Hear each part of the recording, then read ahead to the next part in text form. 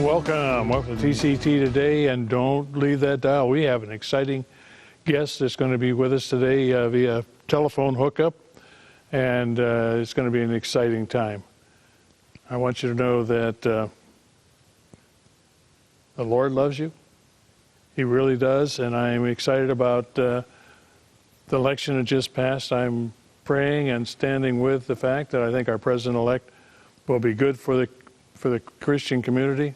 And the candidate that run against him, as well as also Mitt Romney in 2012, was a U.S. Senator for 2 terms, a House of Representatives 2 terms before that. And I'm excited to have Senator Rick Santorum on the line. And good morning, Senator.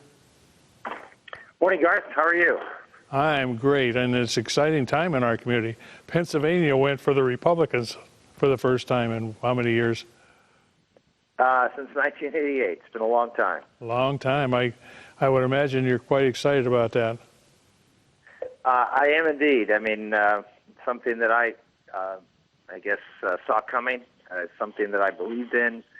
Not only Pennsylvania, but Michigan, Wisconsin, Iowa, etc. That the old Rust Belt of the country was primed and ready for a message that Donald Trump was delivering, and he delivered it very effectively, and the community responded. So I was very excited to see that. Well, there's 3 things that convinced me that who to vote for was the Supreme Court, pro-life, and Christian liberties. And I know that when you were in the Senate, and probably even in the House, you had bills to protect the unborn and also creation theory. Well, it's not a theory, but creation fact.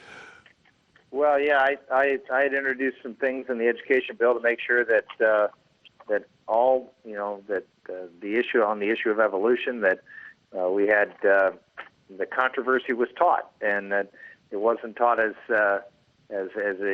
anything other than what it is, which is a theory, and that other ideas needed to be brought in for educational freedom and academic freedom. And so, it's important to make sure that the left is constantly trying to change the way we look at things in the world, and all saying, we need to be tolerant, and then of course when they win, they shut down everything that disagrees with them.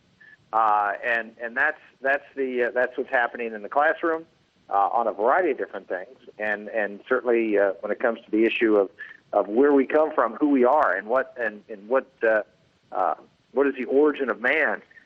Those are things that are first questions, and ones that are vitally important to who we are. And there's no academic freedom in our colleges, universities, and even in our high schools today about what that origin is all about.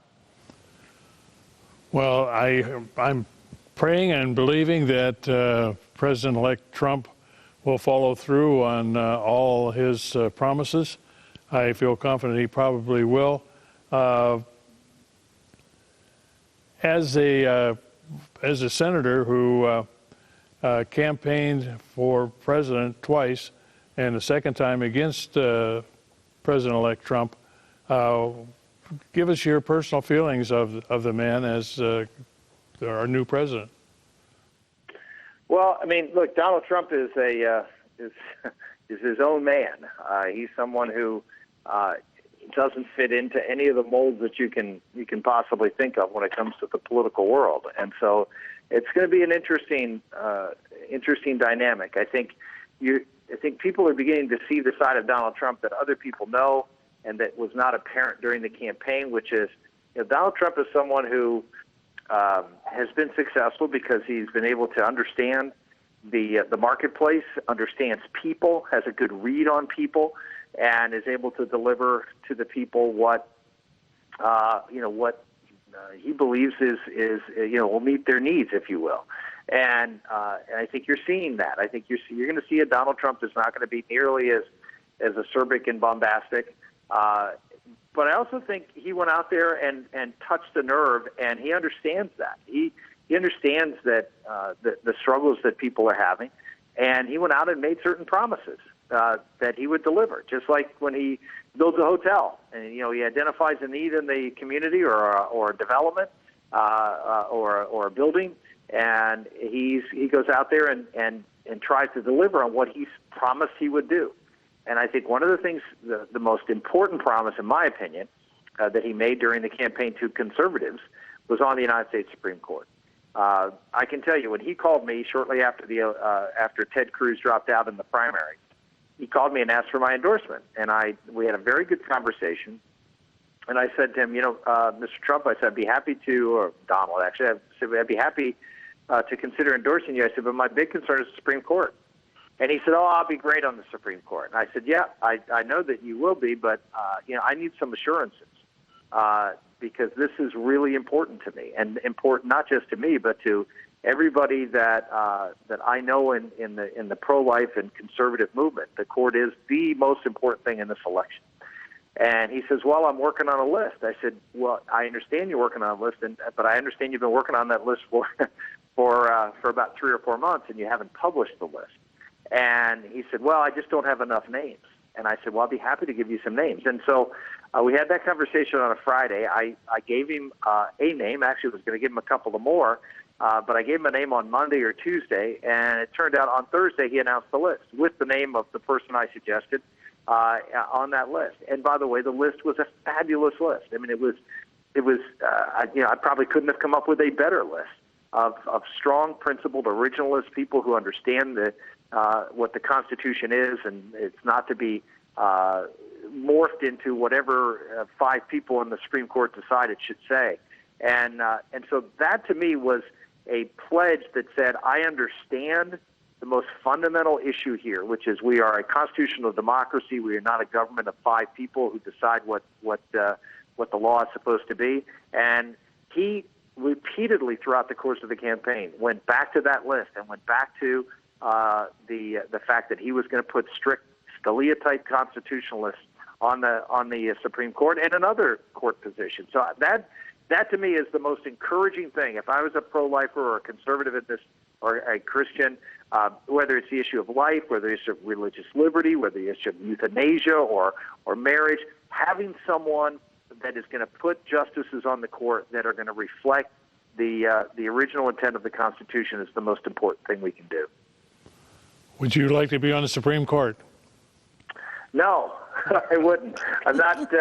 I'm not the legal scholar that I think we need, who is steeped in it, who understands it, who's spent their life doing battle on these fronts. No, I'm not the right person to do that. I am a lawyer, but I'm not the legal scholar that I think we need to have on that court to be able to do battle. What is your feeling about the appointments he's already made to his cabinet?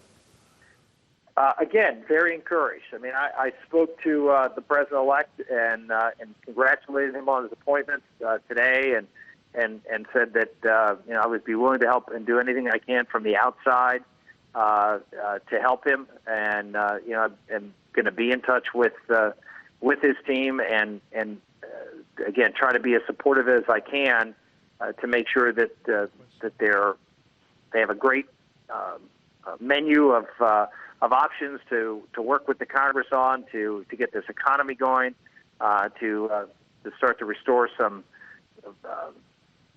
traditional values back in this country. All of those things are high priorities for me, and again, I feel like I can do a better job in making that happen from the outside as opposed to the inside, but very willing to help.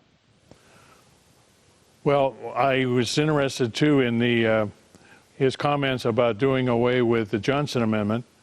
I feel that's important for the church and for ministries like ours. Do you think? I can tell you, Trump, as you know, I mean, is not many bones about the fact, that he is he's still early in the journey when it comes to the issue of faith. But I think he understands, foundationally the issue of religious liberty. And, you don't have to necessarily be someone of faith to understand the importance of faith. And I think Donald Trump has made that very, very clear that this is an important priority, and he understands how important faith is to the country and people of faith are in shaping the moral imagination and the virtue of a country. Well, we sure appreciate you being on with us today, Senator, and look forward to seeing you run again. Hopefully, we got 8 years of a really good, strong president that's going to put this country back on the right track, and hope by that point we'll wait and see what happens. Okay. Well, thank you so much, and I appreciate so much you're taking the time to be with us today. God bless you. Thanks, Garth. All right. God bless you. Bye-bye. Bye-bye.